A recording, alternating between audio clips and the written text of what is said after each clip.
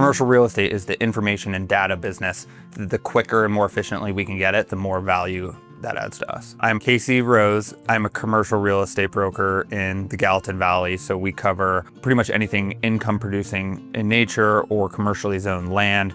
So that's office, retail, multifamily, industrial, and then land as well.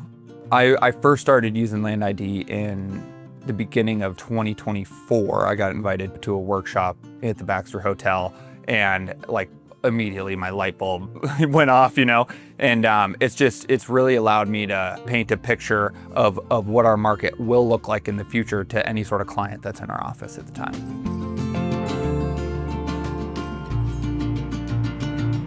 The most common way I use Land ID is outlining pipeline data. So when someone's in our market, specifically a developer, they want to know what's being built and where, right? So if you drive around Bozeman right now, you're going to see hundreds and hundreds of multifamily units under construction, right? And a lot of people think we're a town of 200,000 plus. We're a small city of 60,000 people. So one large multifamily project can sway our vacancy rate dramatically. It's really important to have your pulse on any sort of building pipeline to ensure that if you're building a project at the same time, is it delivering with hundreds of other units? What's it going to be competing against? Things like that. So I can go into Land ID and outline every development and what stage it's in. So, my turquoise color is under construction. I overlay how many units it is so I can just see, okay, boom, under construction, 150 units for this project, name the project.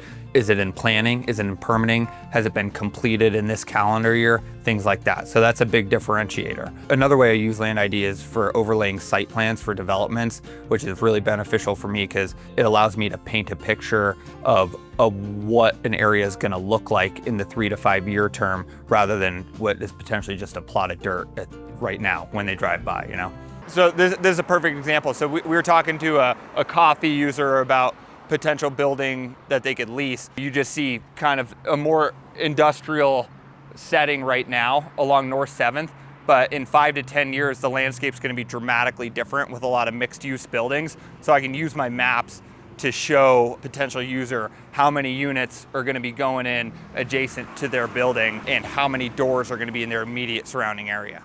We had one last month. We were working with a local company that is relocating that needs a substantial amount of power. We made them a site selection out of a Land ID map, highlighting the potential parcels that would be available, but overlaying where the power and transmissions lines were so they could make an informed decision in close proximity to a lot of power.